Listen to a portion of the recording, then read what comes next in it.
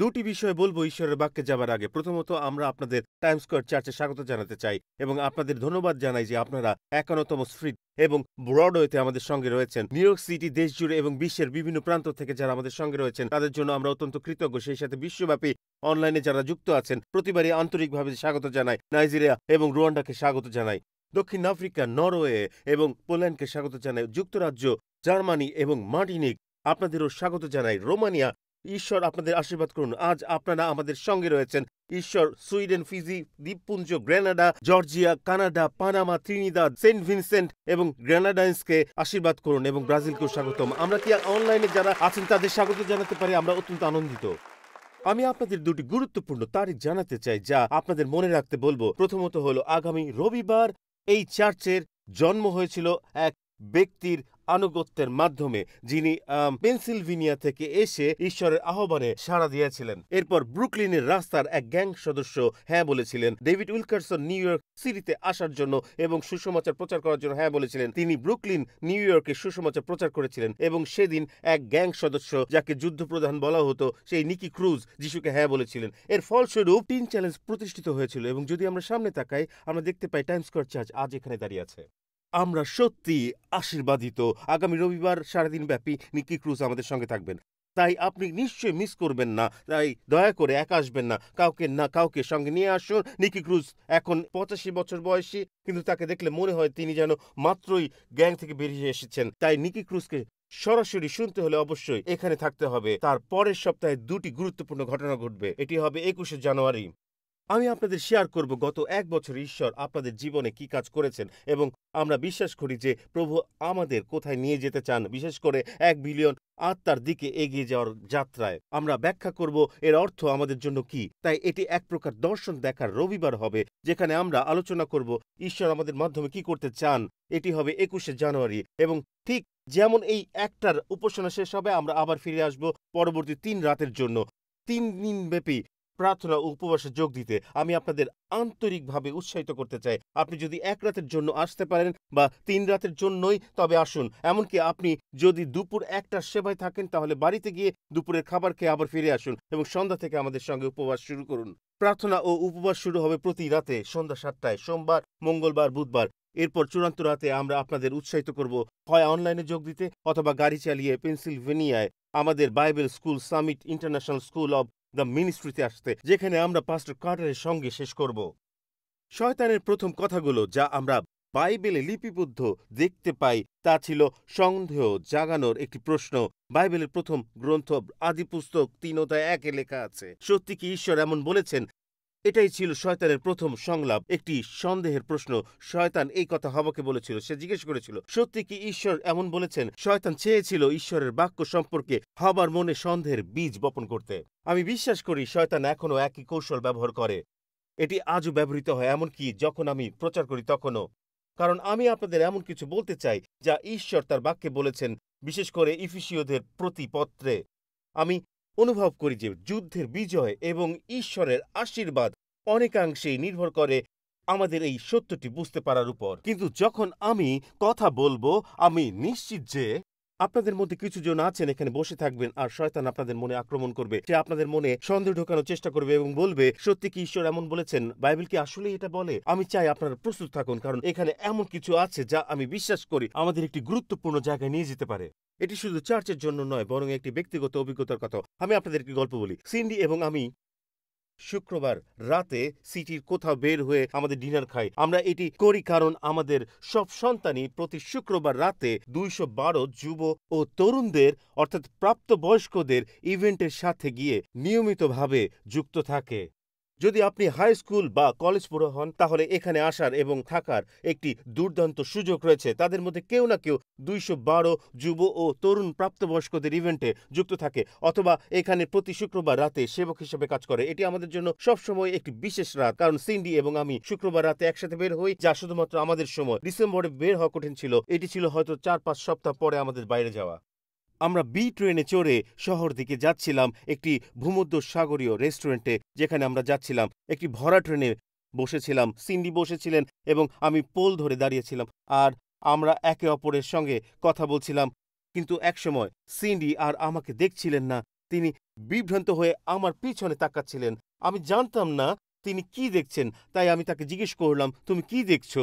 আর উনি কিছু বললেন না, কিন্তু শুধু আমার পিছনে ইশারা করছিলেন। আর আমার থেকে মাত্র ৪ ফুট দূরে ছিলেন এক মহিলা, যার হাতে ছিল একটা রান্নার ছুরি। সেটা তার গলায় ধরে রেখেছিলেন। আর উনি ওই ছুরিটি দিয়ে গলা কাটার ভঙ্গি করছিলেন। ছুরিটি বাতাসে বারবার সামনে পিছনে করছিলেন আর ছুরি দিয়ে গলায় পোঁচ দেওয়ার মতো অঙ্গভঙ্গি করছিলেন।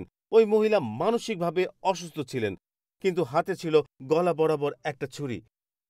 সেই মুহূর্তে আমি ঘুরে দাঁড়িয়ে বললাম, দয়া করে ওই ছুরিটি নামিয়ে রাখুন, কারণ আপনার বাচ্চাটা খুব গুরুত্বপূর্ণ। আমরা চাই আপনি ভালো থাকুন, আমরা চাই আপনি বাঁচুন। পরবর্তী কিছু মুহূর্তে তিনি আমাকে উদ্দেশ্য করে খুব খারাপ ও অশ্রাব্য কথা বলতে শুরু করলেন, কিন্তু ছুরি নামিয়ে রেখেছিলেন। এটা ভালো ব্যাপার। তিনি ছুরি নামিয়ে রাখার পর পরবর্তী ২টা ট্রেন স্টপ পর্যন্ত তিনি যা বলছিলেন তা খুবই খারাপ ছিল, কিন্তু এসব আমার মনকে বিচলিত করেনি। আমি শুধু চেয়েছিলাম যে তিনি নিরাপদ থাকুন। তাই আমি বললাম, আমরা চাই আপনি নিরাপদ থাকুন, আমরা চাই না আপনি নিজের ক্ষতি করুন। তবে তিনি শুধু কুরুচিপূর্ণ কথা বলতে থাকলেন। তিনি ছুরিটি তার পকেটে রাখলেন। আমরা ২টি স্টপ পরে নিরাপদে যখন নেমে আসলাম, এবং এটি ছিল অবিশ্বাস্য। একজন মহিলা নিজের গলায় ছুরি ধরে আমার উপর চিৎকার করছিলেন, সেখান থেকে ফিরে একসাথে এক দারুণ খাবার খাওয়া। আর তখন আমার মনে শুধু একটা কথাই আসছিল, নিউ ইয়র্ক সিটিতে স্বাগতম। এবং এই পরিস্থিতি থেকে আমি একটা জিনিস শিখেছি। ডিসেম্বর মাসে আমি যা অনুভব করেছিলাম, আর ঠিক একই জিনিস এই শুক্রবার রাতে দেখলাম। এখন আমি এটা বাইবেলীয়ভাবে ব্যাখ্যা করব। এটাই আমি উপলব্ধি করেছি। আমি আশীর্বাদিত এবং একই সময়ে আমি একটি যুদ্ধ চালিয়ে যাচ্ছি। এখানে কজন আশীর্বাদ পেয়েছেন? আপনি কি আপনার হাত তুলবেন? কজন বলবেন আমি যুদ্ধ করছি? আপনি কি আপনার হাত তুলবেন? এটি একই হাত, একই সময়ে। আপনি বলছেন ঈশ্বর আমাকে আশীর্বাদ করেছেন এবং আমি শয়তানের বিরুদ্ধে লড়াই করছি। ঈশ্বর আমাকে আশীর্বাদ করেছেন, শয়তানের বিরুদ্ধে লড়ছি। কেন এটা মনে হয় যেন প্রতিটি দিনই একটি লড়াই? আপনার ডেট নাইট এবং যুদ্ধের রাত ছিল ব্রিটেনে।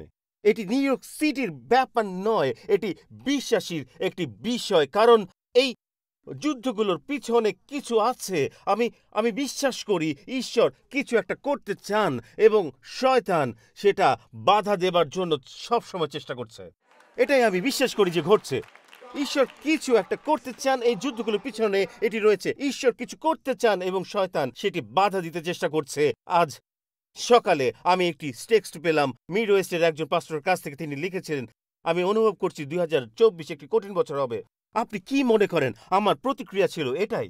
আমি বললাম, এই বছর এবং আসলে প্রতি বছরের ব্যাপারে আমি তোমাকে একটা জিনিস জানাতে চাই। আমরা কেন এত তীব্র যুদ্ধের মধ্যে দিয়ে যাব? কারণ সামনে রয়েছে একটি বিশাল বিজয়। আর এজন্যই ব্যাপারগুলো এমনই দেখাবে। এটা কোনো ব্যাপার না যে এখন ২০২৪ সাল কিনা নাকি অন্য কোনো বছর। যখন ঈশ্বর কিছু করতে চান, শয়তান তা বাধা দেবে। তাহলে এখানেই আমি একটি মূলনীতি শিখেছিলাম, যা আমি আপনাদের সাথে শেয়ার করতে চাই। একই সময় যুদ্ধ এবং আশীর্বাদ, এবং আমরা কিভাবে লড়াই করব। যদি আপনি অনুমতি দেন, আমি ব্যক্তিগতভাবে আপনাদের বলতে চাই কিভাবে আমি এই সিদ্ধান্তে পৌঁছলাম। এটি ছিল ক্রিসমাসের আগের ৮ দিন এবং ক্রিসমাসের আগ পর্যন্ত আমার এই ৮ দিন, অর্থাৎ ১৭ তারিখ থেকে ২৫ তারিখ কেমন ছিল সেটা বলছি। এটি রবিবার দিয়ে শুরু হয়েছিল। এটি ছিল আমার জন্য আশীর্বাদ। এটি ছিল আশীর্বাদ এবং যুদ্ধ। কারণ আপনারা সবাই আমার জন্মদিন উদযাপন করেছিলেন এবং পাস্টর কার্টার প্রচার করেছিলেন। তবে এটি ছিল ৬০ বছর বয়সে প্রবেশ করার যুদ্ধ এবং অনুভব করা সবকিছু ভেঙে পড়ছে। তাহলে রবিবার জন্মদিন থেকে শুরু করে মঙ্গলবার ছিল বই প্রকাশ, বুধবার আমি ব্যক্তিগত আক্রমণের শিকার হয়েছিলাম এবং এরপর বৃহস্পতিবার আমি আমাদের জার্সি ক্যাম্পাসের এক প্রবীণ স্ত্রীর অন্ত্যেষ্টিক্রিয়াতে অংশ নিতে গিয়েছিলাম, যিনি ক্যান্সারের সাথে লড়াই করতে করতে মারা গিয়েছিলেন। তারপর আমরা যেন একটি শ্বাস নিতে পারার আগেই শনিবার আমার মা ১১০ বছর বয়সে পরলোক গমন করেন। হঠাৎ করে আপনি একটি ব্যক্তিগত আক্রমণের শিকার হচ্ছেন, তারপর আপনি একটি অন্ত্যেষ্টিক্রিয়ায় অংশ নিচ্ছেন, তারপর আপনার মা মারা যাচ্ছেন। তারপর হঠাৎ আমরা রবিবারে ফিরে আসি এবং দেখতে পাই যে ২৫০ জন মানুষ খ্রিস্টের কাছে এসেছেন।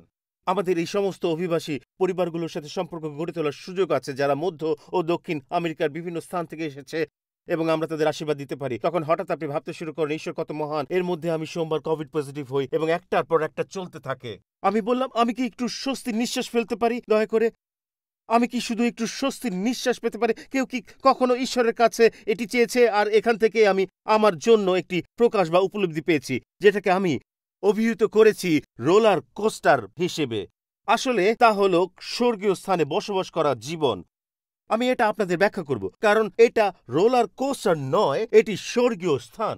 আমি আপনাদের এটি ব্যাখ্যা করতে চাই যে যুদ্ধ এবং আশীর্বাদ কিভাবে এত ঘন ঘন এবং একসাথে ঘটে। আপনার প্রত্যেকটি আশীর্বাদের অভিজ্ঞতা একটি শয়তানের যুদ্ধ দ্বারা ঘিরে থাকবে। আপনি যা আশীর্বাদ পাচ্ছেন তা একটি যুদ্ধ ছাড়া আসবে না। কিভাবে আপনি এটি বলতে পারেন পাস্টর টিম? আমি এটি বলিনি, এটি প্রেরিত পৌল বলেছেন।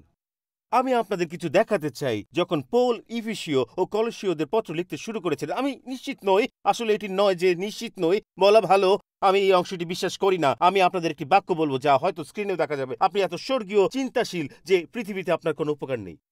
আমি এটি বিশ্বাস করি না, কারণ বাইবেলের ভিত্তিতে আমি বিশ্বাস স্থাপন করি। আমি মানুষের কথার পরিবর্তে বাইবেলের কথায় বিশ্বাস স্থাপন করি।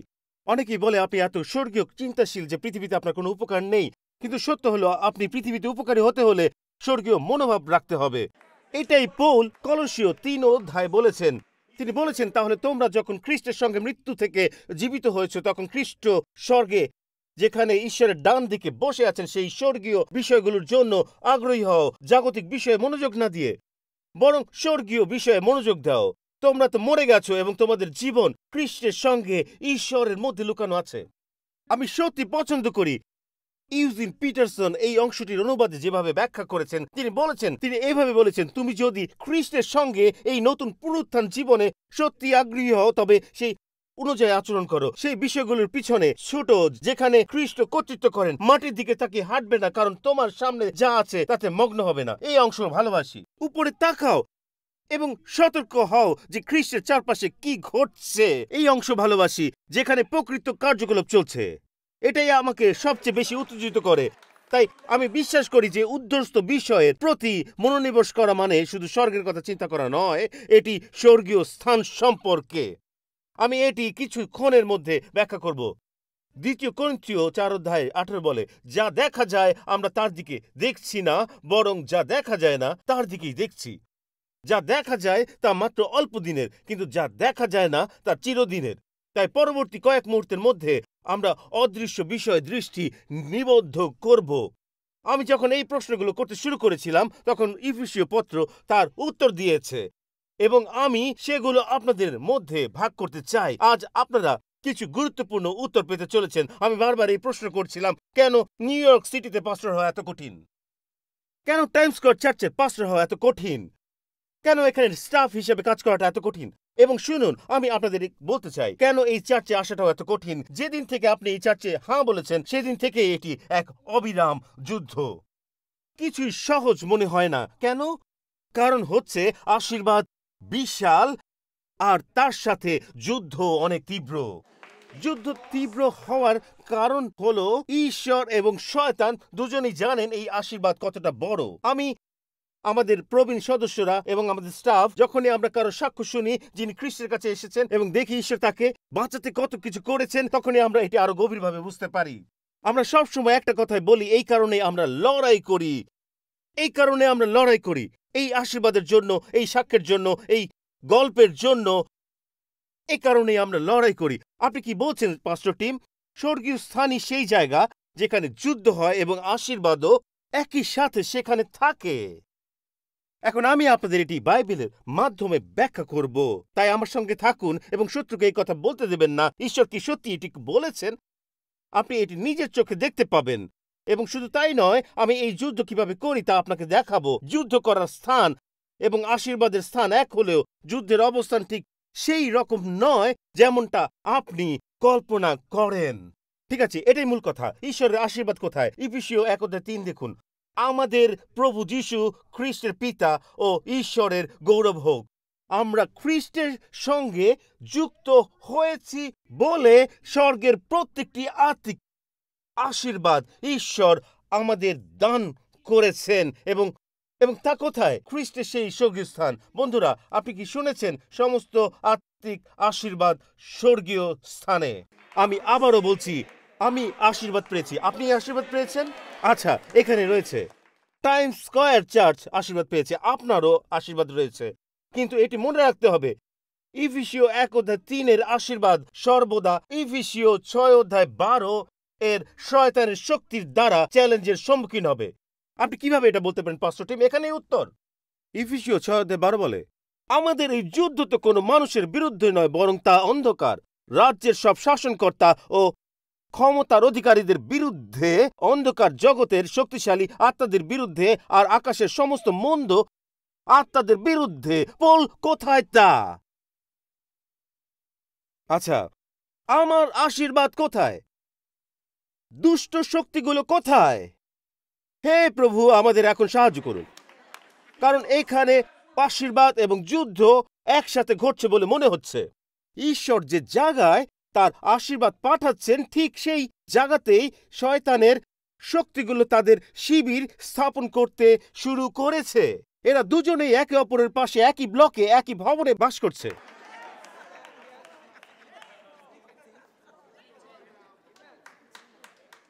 আমি আধ্যাত্মিক সব আশীর্বাদে পূর্ণ স্বর্গীয় স্থানে আশীর্বাদিত, কিন্তু আমি সেই স্বর্গীয় স্থানে দুষ্টতা এবং অন্ধকারের শক্তির বিরুদ্ধে লড়াই করছি। এখন এখানে একটি প্রশ্ন আসে যা আপনাকে অবশ্যই করতে হবে, স্বর্গীয় স্থানগুলো কি? দেখুন, আমি মনে করি, এবং এটি বাইবেল অনুযায়ী আপনাকে দেখাবো, বাইবেল আমাদের এই বিষয়ে দরজা যথেষ্ট খুলে দিয়েছে, তবে এতটা খুলে দেয়নি যাতে তা আমাদের অবাক করে দেয় বা অস্থির করে তোলে। স্বর্গীয় স্থানগুলো আমি বিশ্বাস করি না যে অবস্থানগত স্বর্গ। স্বর্গীয় স্থান হলো এমন একটি আধ্যাত্মিক স্থান যা খালি চোখের নাগালের বাইরে থাকে। এটি এমনভাবে ব্যাখ্যা করা যেতে পারে, ইফিসীয় অনুসারে স্বর্গীয় স্থান হলো অদৃশ্য এক দুনিয়া যেখানে আধ্যাত্মিক সংঘর্ষ চলছে, যেখানে খ্রিস্ট এবং তার সন্তানেরা অবস্থান করছেন, এবং আমাদের জন্য সমস্ত আশীর্বাদ সেখানেই রয়েছে। এখানে আশীর্বাদ, এখানে সংঘর্ষ, এবং সব কিছুতেই খ্রিস্ট আছেন। আমাদের এই আধ্যাত্মিক দুনিয়ার সম্পর্কে খুব কমই বোঝার ক্ষমতা রয়েছে। আমরা এটিকে দেখতে পারি না, শুনতে পারি না, ছুঁতে পারি না, কিন্তু বাইবেলেই আমরা এর স্পষ্ট প্রতিচ্ছবি দেখতে পাই, অথবা বাইবেলের বিভিন্ন অংশ থেকে এর কিছু দৃশ্য দেখতে পাই। আমরা শিখি যে এটি একটি তীব্র যুদ্ধ যা সবসময় চলতে থাকে, একটি স্বর্গীয় রাজ্য যা মানব জগতের মতোই বাস্তব। আমি চাই না আপনি যা বললাম তা মিস করুন। এটি হলো যে এই স্বর্গীয় রাজ্য তেমনি বাস্তব যেমনি পৃথিবী বাস্তব। এটি এমন একটি স্থান যেখানে খ্রিস্ট বসে আছেন এবং শয়তানরা যুদ্ধ করছে। এটি এত গুরুত্বপূর্ণ, আমরা এটি বুঝি যে ইফিসীয় 1 অধ্যায়ে এই স্বর্গীয় স্থান শব্দটি 5 বার ব্যবহার করা হয়েছে। পৌল ঐতিহাসিকভাবে খ্রিস্টিয়ানদের প্রতি গুরুত্বারোপ করেছেন যে এখন পৃথিবীতে যা ঘটছে তা গুরুত্বপূর্ণ, তবে তেমনি গুরুত্বপূর্ণ যা আমরা দেখতে পাই না। এটি ঠিক তেমনি বাস্তব এবং গুরুত্বপূর্ণ। যে স্থানটিতে আমার আশীর্বাদ আছে সেখানে আমার শত্রুও আছে। আমার আশীর্বাদ এবং আমার যুদ্ধ একে অপরের পাশেই একই ব্লকে বসবাস করে। বাইবেলে এমন কিছু মুহূর্ত রয়েছে যখন ঈশ্বর সেই অত্যন্ত বাস্তব আধ্যাত্মিক দুনিয়ার দরজা কিছুটা খুলে দেন। এটি সম্পর্কে আমি আপনাকে বলি, দানিয়েল পুস্তকে আমরা শিখি স্বর্গীয় রাজ্যে কি ঘটে, যেখানে প্রার্থনায় যুদ্ধ চলছে। এটি একটি যুদ্ধ যখন দানিয়েল অন্তর্দৃষ্টি পাওয়ার জন্য প্রার্থনা করছিলেন, এবং হঠাৎ একজন দূত আসে এবং বলে, আমি 21 দিন বিলম্বিত ছিলাম। দানিয়েল 10 অধ্যায় 10 থেকে 12 পদে লেখা আছে, আপনি এটি নিজে পড়তে পারেন। তিনি বলতে লাগলেন, দানিয়েল, ভয় করো না। প্রথম যেদিন তুমি দর্শনের বিষয় বুঝবার জন্য এবং তোমার ঈশ্বরের সামনে অন্তর ভেঙে চুরে কষ্ট স্বীকার করবার জন্য মন স্থির করেছিলে, সেই দিনই তোমার কথা শোনা হয়েছিল, আর সেই জন্যই আমি এসেছি। কিন্তু পারস্য রাজ্যের প্রধান 21 দিন পর্যন্ত আমাকে বাধা দিয়েছিল। তখন মিখাইল নামে প্রধান স্বর্গদূতের একজন আমাকে সাহায্য করতে আসলেন, কারণ আমি পারস্যের রাজাদের মধ্যে একা ছিলাম। তিনি বলেন যে কেউ ছিল যে তোমার প্রার্থনা, যা তুমি বাবিলে ইহুদিদের মুক্তির জন্য প্রার্থনা করছিলে, তা আটকে দেওয়ার চেষ্টা করছিল। এই আধ্যাত্মিক সংঘর্ষ প্রার্থনাকে আটকে রাখতে পারে। তবে এর সাথে অভিযোগও রয়েছে, যা সখরীয় নামে এক ভাওবাদীর মধ্যে পাওয়া যায়। সখরীয় একটি দর্শন দেখেন। সখরীয় 3 অধ্যায়ে দেখা যায় যে মহাপুরোহিত ঈশ্বরের সামনে দাঁড়িয়ে আছেন, কিন্তু শয়তান তাকে অভিযুক্ত করতে শুরু করে। শয়তান তাকে লক্ষ্য করতে থাকে এবং তিরস্কার করে সখরীয়কে বলে সে অপরিষ্কার, সে মলিন, এবং হঠাৎ করেই সখরীয় 3 অধ্যায় 2 পদে প্রভু শয়তানকে বলেন এটি একটি স্বর্গীয় দুনিয়ার ছোট নিদর্শন। সেখানে প্রভু শয়তানকে ধমক দেন এবং বলেন, প্রভু তোমাকে ধমক দিচ্ছেন শয়তান। যিনি জেরুসালেমকে নির্বাচিত করেছেন তিনি তোমাকে ধমক দিচ্ছেন। তারপর শয়তান সেই লোককে অর্থাৎ পুরোহিত যিহোশীয়কে দেখে এবং বলে, এই লোকটি কি আগুন থেকে বের করে নেওয়া সেই কাঠ নয়? বলা হয়েছে তখন যিহোশীয় ময়লাযুক্ত পোশাক পরিহিত অবস্থায় দাঁড়িয়েছিলেন এবং তখন হঠাৎ করেই একজন যিনি ছিলেন ঈশ্বরের স্বর্গদূত বলেন, এই ময়লাযুক্ত পোশাক সরিয়ে ফেলো, কারণ আমি তার পাপ দূর করেছি এবং তাকে নতুন পোশাকে আবৃত করেছি। এটাই তাই যা স্বর্গীয় জগতে ঘটছিল। আপনাদের মধ্যে কেউ কেউ হয়তো সক্রিয় বা দানিয়েলের কথা মনে করতে পারেন না, কিন্তু এমন একজন ব্যক্তিকে আপনাদের নিশ্চয়ই মনে আছে যিনি বাস্তবিকভাবে চরম কষ্টের মধ্য দিয়ে গিয়েছিলেন এবং জানতেনও না যে কি বিশাল যুদ্ধ ঘটতে চলেছে তার জীবনে। ইয়োব। ইয়োবের কাহিনী মূলত স্বর্গীয় জগতে চলা এক যুদ্ধের গল্প। একটি যুদ্ধ যার লক্ষ্য ছিল এই মানুষটিকে দিয়ে ঈশ্বরকে অভিশাপ দিতে বাধ্য করা, তাকে বিশ্বাস থেকে বিচ্যুত করা। বন্ধুরা, আমি সত্যি গভীরভাবে অনুভব করছি যখন কেউ তাদের বিশ্বাস নিয়ে লড়াই করছে, ভাবছে সত্যি কি এটা সম্ভব, এটা বাস্তব, ঈশ্বর কি সত্যি আছেন। আপনি কি বুঝতে পারেন? এটা এমন নয় যে আপনি আপনার কলেজের প্রফেসরের কাছ থেকে এমন কোনো গভীর কিছু শুনেছেন বা নিজে থেকে এমন কিছু আবিষ্কার করেছেন। না, আপনি কি বুঝতে পারছেন? এটা একটি যুদ্ধ, একটা আত্মার জন্য স্বর্গীয় স্থানে চলা যুদ্ধ। এটাই বাস্তবতা। এটা একেবারে আত্মিক যুদ্ধ। আমরা ততটা বুদ্ধিমান না যে এসব নিজেরা বানিয়ে ফেলবো। এই যেন নরক থেকে মুক্তি পাওয়া এক উন্মাদনা যা বলছে আমাকে যেতে দাও, আমাকে ওর উপর ঝাঁপাতে দাও, ওকে বিভ্রান্ত করতে দাও। ঠিক এটাই তারা ইয়োবের সঙ্গে করতে চেয়েছিল। ইয়োব ছিলেন একজন আশীর্বাদপ্রাপ্ত মানুষ। এটি ইয়োব 1:1-3 পদে এভাবে লেখা আছে, উজ দেশে একজন ব্যক্তি ছিলেন যার নাম ছিল ইয়োব। তিনি ছিলেন নিষ্পাপ, সৎ, ঈশ্বরভীরু এবং মন্দ থেকে দূরে থাকা একজন মানুষ। তার ছিল 7 জন ছেলে, 3 জন মেয়ে। তার সম্পদের মধ্যে ছিল 7,000 ভেড়া, 3,000 উট, 500 জোড়া গরু, 500 স্ত্রী গাধা এবং অসংখ্য চাকর বাকর। তিনি ছিলেন পূর্বের সকল মানুষের মধ্যে সবচেয়ে মহান। আপনি সবচেয়ে বড় হতে পারেন, আশীর্বাদিত হতে পারেন, কিন্তু তবুও আপনি নরকের লক্ষ্যবস্তু হতে পারেন। দেখুন ইয়োব 1:6 পদে, একদিন স্বর্গদূতেরা সদাপ্রভুর সামনে উপস্থিত হলেন আর শয়তানও তাদের সঙ্গে উপস্থিত হলো। তখন সদাপ্রভু শয়তানকে বললেন, তুমি কোথা থেকে আসলে? উত্তরে শয়তান সদাপ্রভুকে বলল, পৃথিবীর মধ্য দিয়ে এদিক ওদিক ঘোরাফেরা করে আসলাম। সদাপ্রভু তখন শয়তানকে বললেন, যেহেতু এদিক ওদিক ঘোরাফেরা করছিলে, আমার দাস ইয়োবের দিকে তুমি কি লক্ষ্য করেছ? তিনি বললেন, এই মানুষটি আশীর্বাদ প্রাপ্ত এবং সে আচ্ছাদিত, আমার হাত তার উপরে আছে। আর শয়তান বলল, তোমার তৈরি করা প্রাচীর সরিয়ে নাও, তার আশীর্বাদ কেড়ে নাও, সবকিছু যেগুলো তুমি তাকে দিয়েছ তা সরিয়ে নাও, দেখো সে তোমাকে অভিশাপ দেবে। তখন ঈশ্বর বললেন, আমি তোমাকে তাকে আক্রমণ করতে দেব, কিন্তু একটি সীমা নির্ধারণ করে দেব। এই বিষয়টি সর্বদা মনে রাখবেন। শয়তান কোনো সিইও নয়। শয়তানের নিজস্ব সিদ্ধান্ত নেওয়ার কোনো ক্ষমতা নেই। ঈশ্বর হলেন মহাবিশ্বের রাজা, ঈশ্বরই সর্বসত্তার অধিপতি। শয়তানও ঈশ্বরের নিয়ন্ত্রণাধীন। শয়তান তার নিজস্ব কোনো প্রতিষ্ঠান পরিচালনা করে না, তার নিজের কোনো ক্ষমতা নেই। ঈশ্বরই সবকিছুর অধীশ্বর, ঈশ্বরই নিয়ন্ত্রণ করেন সবকিছু। শয়তান বলল, আমি ঘুরে বেড়াচ্ছি, খুঁজছি কাকে গ্রাস করা যায়, অভিমানী, ক্লান্ত, দুর্বল, ব্যস্ত মানুষদের। সে তাদের খুঁজছে যারা আশীর্বাদ প্রাপ্ত, যাতে তারা দুর্বল হয়ে পড়লে তাকে গ্রাস করতে পারে। আমি বুঝতে পারছি, এমনকি টাইম স্কয়ার চার্চে যাদের আমরা নিযুক্ত করি বা যারা এখানে সেবা করে, আমাদের শুধু কর্মী দরকার নয়, আমাদের দরকার এমন কর্মী যারা যোদ্ধাও। আমরা এটি বুঝতে শুরু করেছি যখন নহিমীয় লোকদের দেয়াল নির্মাণের জন্য ডাকলেন। তখন তিনি বললেন, আমি চাই না যে তুমি শুধু ইট বসাতে জানো, আমি চাই তুমি যুদ্ধ করতেও জানো এবং ইট বসাতেও জানো। নহিমীয় 4:17 বলা হয়েছে, যারা প্রাচীর নির্মাণ করছিল তারা এক হাতে কাজ করছিল এবং অন্য হাতে অস্ত্র ধারণ করেছিল। এভাবেই আমরা এখানে কাজ করি। যদি আপনি আশার হতে চান, আপনি বলবেন, এই নিন আপনার সিট, আর শয়তান আমি তোমাকে পাচ্ছি। আর যদি আপনি শিশুদের সঙ্গে কাজ করতে চান, তাহলে আপনি বলবেন, ও এই নাও ছোট্ট জনি, আর আমি শয়তানকে বাঁচছি যেন এই শিশুটিকে স্পর্শ করতে না পারে। আপনাকে যা বুঝতে হবে তা হলো, যদি আপনি এই গির্জায় আসেন তাহলে শুধুমাত্র আরাধনা করাটাই একটি যুদ্ধ হবে। বন্ধুরা, এমন মানুষ আসবে এখানে এবং আপনি ভাবতে বাধ্য হবেন, আমি ঠিক কার পাশে বসেছি। এখন কাউকে দেখার দরকার নেই, শুধু সোজা সামনে তাকান। যখন আপনি উপাসনা করছেন, তখন হয়তো আপনার হৃদয় বলতে হবে, যিশু আমি তোমাকে উপাসনা করছি, ও ঈশ্বর আমাকে ধৈর্য দাও, ও ঈশ্বর আমাকে বোঝার ক্ষমতা দাও। কারণ বুঝে নিন, যেখানে আশীর্বাদ আছে সেখানেই যুদ্ধ আছে। যদি আপনি আশীর্বাদ প্রাপ্ত হন, তাহলে আপনাকে যুদ্ধ করতেই হবে। আপনি কি চান এগিয়ে যাই? আর যদি আপনি যুদ্ধ করছেন, তার মানে হলো আশীর্বাদ অন্য পাশে অপেক্ষা করছে। ঈশ্বর আমাদের শিখাচ্ছেন যে আশীর্বাদ এবং যুদ্ধ একসাথে ঘটতে পারে। আপনাকে কাজ করতেই হবে, আমাকে প্রচার করতে হবে, বলতে হবে, ঠিক আছে ঈশ্বর আমি এখানে কাজ করব এবং একই সাথে শত্রুর বিরুদ্ধে লড়ব যে আমাকে আক্রমণ করতে চাইছে।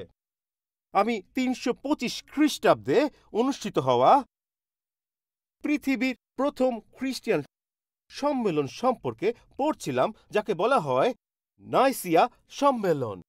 প্রতি বছর যুক্তরাষ্ট্র এবং সারা বিশ্বে হাজার হাজার খ্রিস্টান সম্মেলন অনুষ্ঠিত হয়, তবে পৃথিবীতে প্রথম যে খ্রিস্টান সম্মেলন অনুষ্ঠিত হয়েছিল তার মতো কিছুই ছিল না। এটি ছিল যখন গির্জা জন্মগ্রহণ করেছিল এবং গির্জা বিস্তৃত হচ্ছিল, তখন তারা সিদ্ধান্ত নিয়েছিল যে তারা এশিয়া এবং ইউরোপে থাকা মণ্ডলীর নেতাদের একত্রিত করবে। তারা 325 খ্রিস্টাব্দে মিলিত হয় এবং ধর্মীয় বিষয় নিয়ে আলোচনা শুরু করে। তারা নিশ্চিত করতে চেয়েছিল যে গির্জা সঠিক পথে থাকবে। কিন্তু আমার আপনাকে বলতে হবে যে এই সম্মেলনে কারা উপস্থিত ছিলেন। অংশগ্রহণকারীরা নম্রতায় সম্মেলন করেছিলেন, যেখানে ছিল আশীর্বাদ এবং যুদ্ধ। এই সম্মেলন থেকে যা বেরিয়ে এসেছে তা হলো আশীর্বাদ, যা আজও সাউন্ড ডক্ট্রিন হিসেবে ধারণ করি, কিন্তু সেখানে পৌঁছানোর জন্য একটি যুদ্ধ ছিল। এটি শুনুন, এই অংশটি আমি চাই আপনি শুনুন। এখন আমি আপনাকে অনুবাদটি দিচ্ছি। নাইসিয়া কাউন্সিলে 318 জন প্রতিনিধির আগমন হয়েছিল এবং এখানে যা বলা হয়েছে তা হলো 318 জনের মধ্যে মাত্র 12 জন তাদের পুরো শরীর নিয়ে উপস্থিত ছিলেন। মাত্র 12 জন। বাকি সবাই তাদের বিশ্বাসের জন্য অত্যাচারের শিকার হয়ে অঙ্গহীন এবং পঙ্গু হয়েছিল। কেউ সেখানে একটি চোখ ছাড়া ছিলেন, কেউ সেখানে একটি হাত নিয়েছিলেন বা পা ছাড়া ছিলেন। তারা ভাঙা এবং বিক্ষিপ্ত অঙ্গ নিয়ে এসেছিল কারণ তারা সুসমাচারের জন্য দাঁড়িয়েছিল। কিছু লোককে ব্র্যান্ডিং আয়রন দ্বারা ক্ষত করা হয়েছিল, কিছু লোককে তেলের মধ্যে সিদ্ধ করা হয়েছিল বা বন্য প্রাণীদের সঙ্গে রিঙে নিক্ষেপ করা হয়েছিল। খ্রিস্টান গির্জার প্রাথমিক দিনগুলোতে কেউ ভাবত না যে খ্রিস্টের জন্য অত্যাচারিত হওয়া অস্বাভাবিক বা অন্যায়। অত্যাচারকে সাধারণ মনে করা হতো, সংগ্রামকে খ্রিস্টান জীবনের একটি সাধারণ অংশ হিসেবে বিবেচনা করা হতো। আপনি কি কল্পনা করতে পারেন? এরা এসেছিল যুদ্ধের ক্ষত নিয়ে। কিন্তু বন্ধুরা, এই পুরুষ এবং মহিলারা জানতেন যে যদি সংগ্রাম থাকে তবে অন্যদিকে একটি আশীর্বাদও আছে। ভাবুন, 318 জনের মধ্যে 306 জনের শরীরে ক্ষত চিহ্ন ছিল, কারণ তারা সুসমাচারের জন্য যন্ত্রণা ভোগ করেছিল। কিন্তু তারা যখন ওই সম্মেলন থেকে বেরিয়ে এসেছিলেন, তারা আমাদের যা দিয়েছিল তা হলো নাইসিন ক্রিড, যা এখনো উল্লেখ করা হয় এবং উদ্ধৃত করা হয়, এবং একটি মৌলিক ধর্মীয় তত্ত্ব যা একটি যুদ্ধ থেকে উদ্ভূত। এই শব্দগুলো শুনুন, যা এক চোখ বা এক হাত সহ লোক দ্বারা লেখা হয়েছিল, অথবা এক পা সহ। এটি ছিল তাদের লেখা, এই যুদ্ধ বিধ্বস্ত মানুষদের লেখা। এটি শুনুন, আমরা একজন ঈশ্বরে বিশ্বাস করি, সর্বশক্তিমান পিতায়, যিনি স্বর্গ ও পৃথিবী, দৃশ্যমান ও অদৃশ্য সমস্ত কিছু স্রষ্টা। আমরা একজন প্রভু যীশু খ্রিস্টে বিশ্বাস করি, ঈশ্বরের একমাত্র পুত্র, যিনি চিরকাল পিতার কাছ থেকে উৎপন্ন, ঈশ্বর থেকে ঈশ্বর, আলো থেকে আলো, সত্য ঈশ্বর থেকে সত্য ঈশ্বর। তিনি উৎপন্ন, সৃষ্ট নন, তিনি পিতার সত্তা। তার মাধ্যমেই সমস্ত কিছুর সৃষ্টি। আমাদের এবং আমাদের পরিত্রাণের জন্য তিনি এসেছিলেন।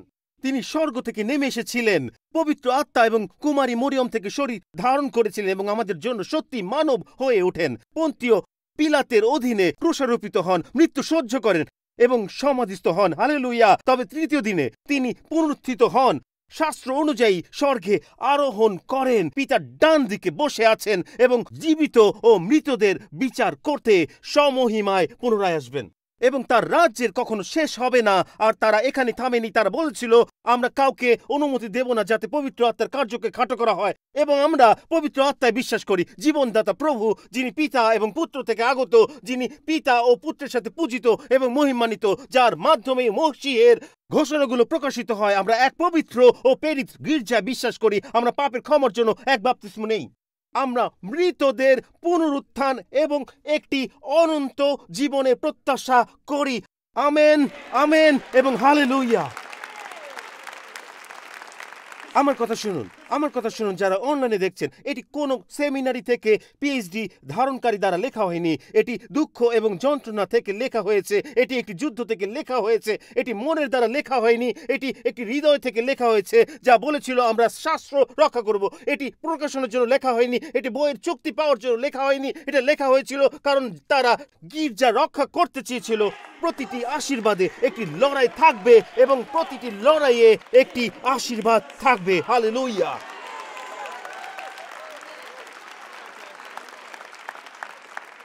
আমাদের আশীর্বাদ স্বর্গীয় স্থানে রয়েছে, আমাদের যুদ্ধ স্বর্গীয় স্থানে রয়েছে। সুতরাং এখন আসল প্রশ্ন, এই স্বর্গীয় স্থানে কিভাবে আমরা এই যুদ্ধটি লড়ব, এখানেই আমরা শেষ করব এবং এটি একটি দীর্ঘ সমাপ্তি। চলুন আমরা এটি পার করি। আমরা কিভাবে এই যুদ্ধটি লড়ব। আপনি অবাক হবেন, কারণ যে মুহূর্তে আপনি পুনর্জন্ম গ্রহণ করেন তখনই আপনাকে লড়াই করার জন্য একটি অবস্থানে রাখা হয়। এখানে এটি ইফিসীয় 2:4। কিন্তু ঈশ্বর, যিনি দয়ায় পূর্ণ তার মহান প্রেমের জন্য, যেই প্রেমে তিনি আমাদের ভালোবাসলেন, যদিও আমরা আমাদের অপরাধে মৃত ছিলাম, তিনি আমাদের সাথে মিলে খ্রিস্টের মাধ্যমে জীবিত করেছেন। আপনারা দয়া দ্বারা রক্ষা পেয়েছেন। কিন্তু তিনি এখানেই শেষ করেননি। তিনি বলেছেন, আমি আপনাকে মৃত্যু থেকে উঠিয়ে এনেছি। এবং তারপর তিনি বলেন, কিন্তু আমি তোমাদের যথেষ্ট উচ্চে তুলে নিইনি।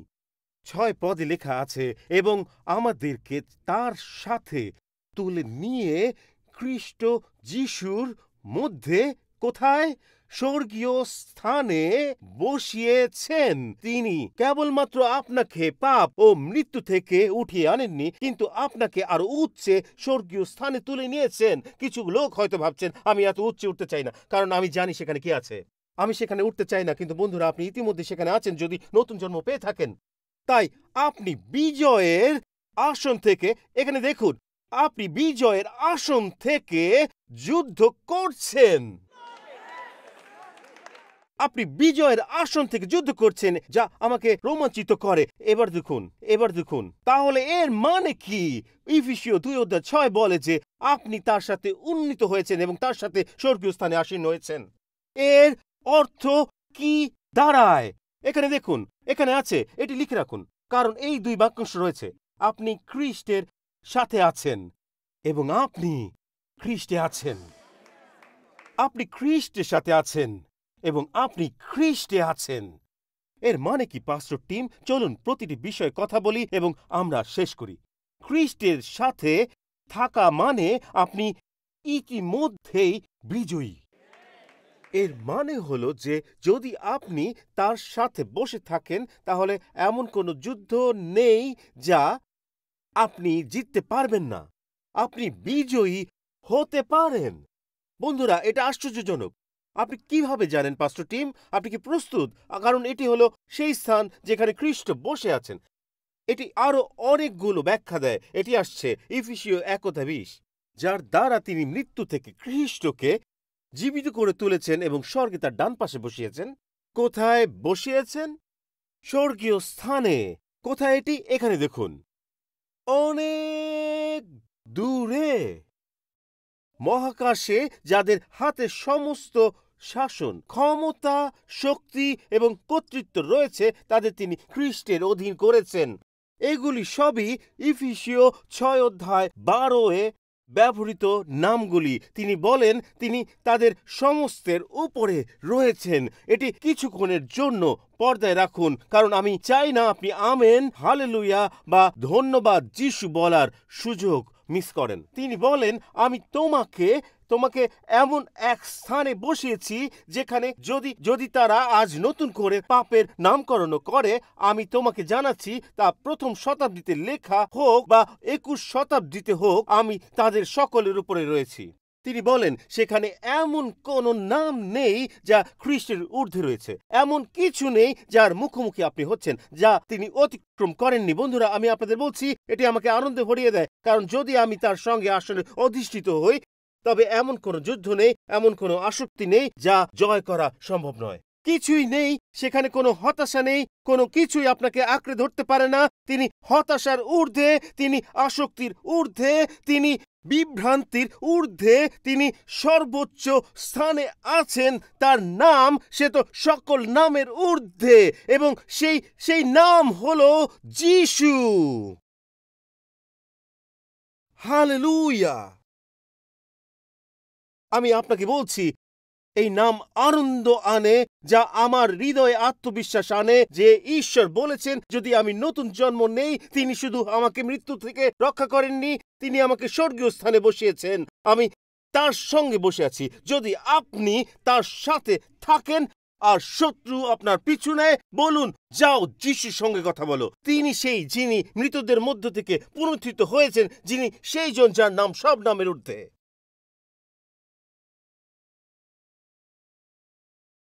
খ্রিস্টে থাকার অর্থ আমি খ্রিস্টে ঈশ্বরের ধার্মিকতা এবং শয়তানের কোনো অভিযোগের কোনো ভিত্তি নেই। আপনি কি বোঝেন এটি কতটা গুরুত্বপূর্ণ? যদি আমি খ্রিস্টে থাকি, তাহলে শত্রুকে আমার কাছে আসার আগে খ্রিস্টের মধ্য দিয়ে যেতে হবে। বন্ধুগণ, আমি জানি মানুষ এ বিষয়ে কথা বলে। আমি শুধু আপনাকে বলতে চাই যে কিছু লোক বলে যে আপনি খ্রিস্টিয়ান হতে পারেন এবং একসঙ্গে মন্দ আত্মায় আক্রান্ত হতে পারেন। আপনাকে সাহায্য করি না, আমরা এটি পড়েছি। বাইবেল বলে আমার জীবন খ্রিস্টে গুপ্ত রয়েছে, যার মানে কোনো অশুভ আত্মা আমাকে খুঁজে পাবে না যদি আমি খ্রিস্টে গুপ্ত থাকি।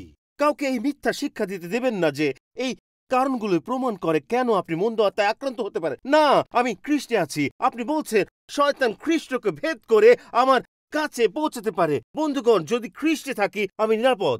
আর যদি আপনি সেই মিথ্যার অধীনে থাকতে চান, তবে সেটি দাসত্ব, যার অংশ আমি হতে চাই না। আমি খ্রিস্টের সাথে আছি, আমি খ্রিস্টে আছি। আজ আমি তার দ্বারা বিজয়ী।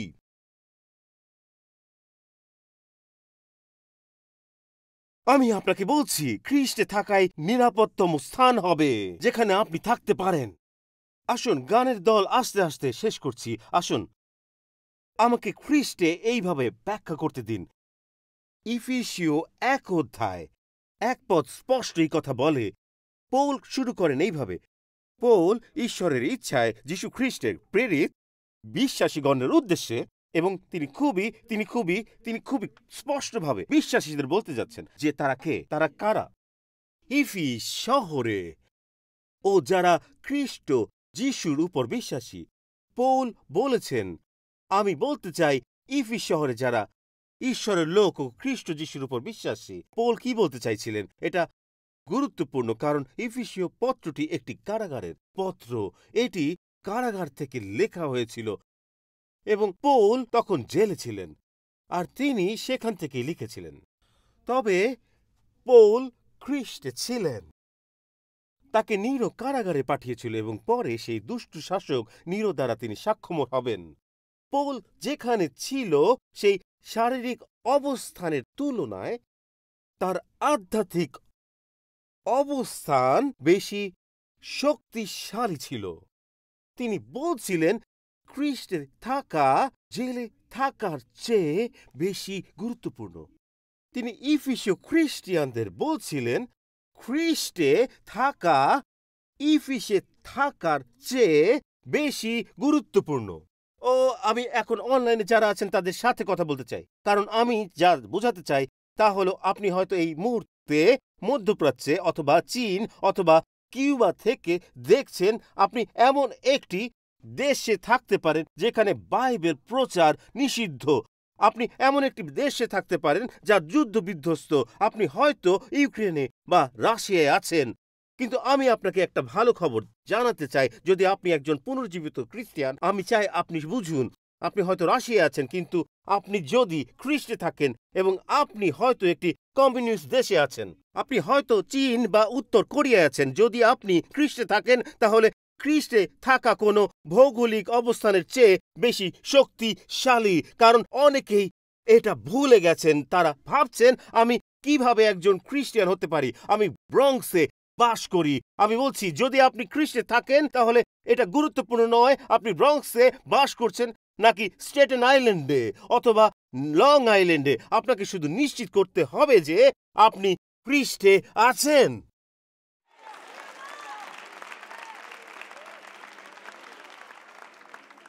বন্ধুরা, আপনাদের যা বোঝা প্রয়োজন তা হলো, যখন আমি সেই সমস্ত দেশের তালিকা পড়ি যারা আমাদের অনুষ্ঠান দেখছে, তখন আমরা শয়তানের সঙ্গে যুদ্ধ শুরু করছি। আপনি কিভাবে এটি বলছেন পাস্টর টিম? কারণ আধ্যাত্মিক স্থানগুলোতে শয়তানদের উস্কে দেয় কে? তা হলো মণ্ডলী। আপনি কিভাবে এটা বলছেন? এখন মনে রাখবেন, আমাকে তার সঙ্গে স্বর্গীয় স্থানগুলোতে তুলে নেওয়া হয়েছে। আপনি কি এখন আমার সঙ্গে? আমার আশীর্বাদগুলো স্বর্গীয় স্থানে আছে, শয়তানও স্বর্গীয় স্থানে রয়েছে।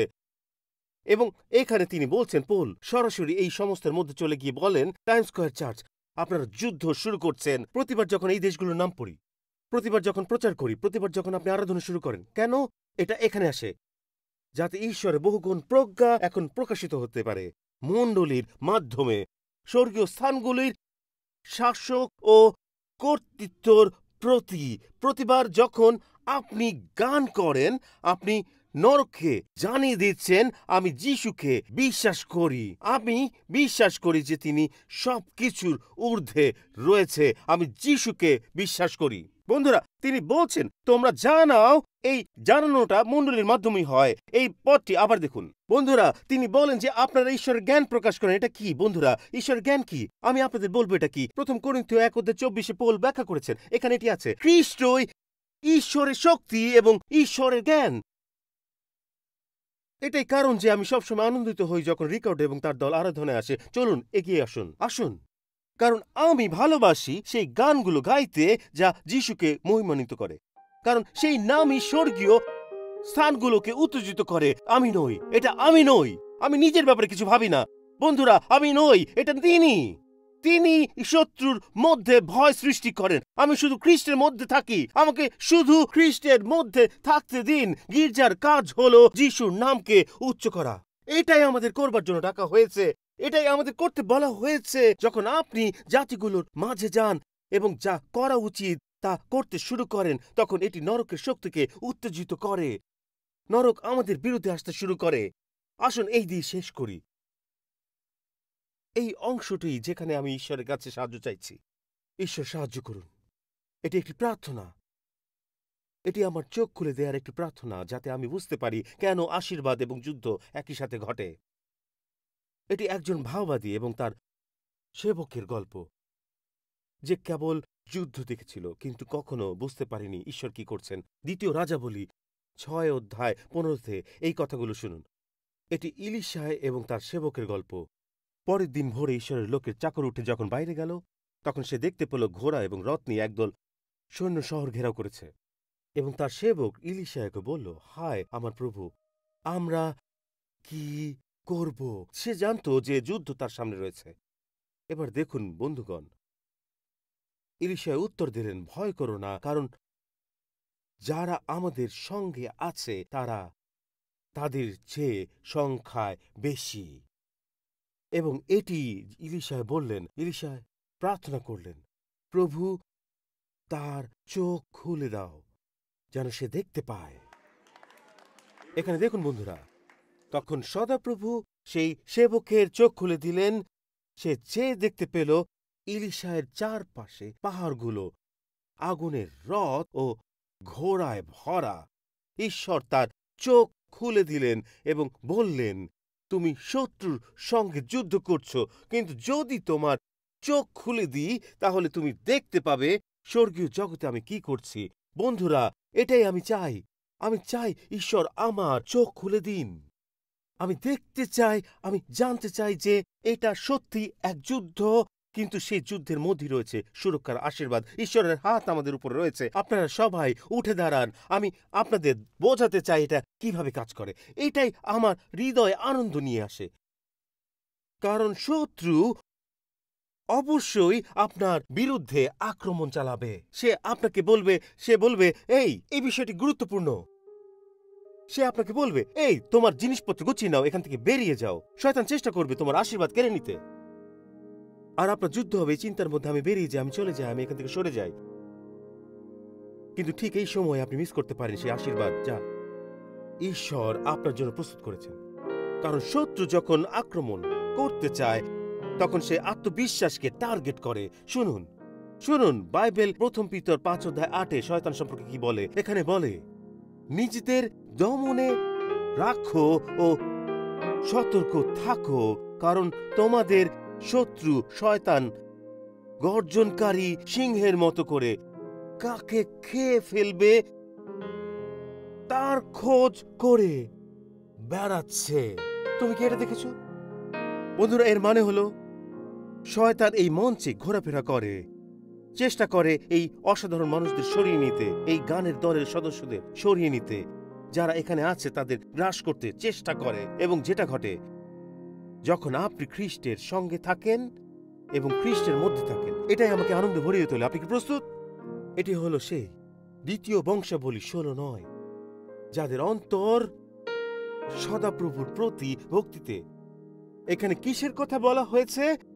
ভক্তিতে পূর্ণ থাকে, তাদের রক্ষা করবার জন্য তার চোখ পৃথিবীর সব জায়গায় থাকে। এর মানে হলো এই, যদি শত্রু বলে আমি করিমের পিছনে যাচ্ছি, সিংহ হাঁটছে, ঘুরে বেড়াচ্ছে ও শিকার খুঁজছে, আর এখানে ঈশ্বর বলেন আমি ইতিমধ্যেই সেখানে আছি।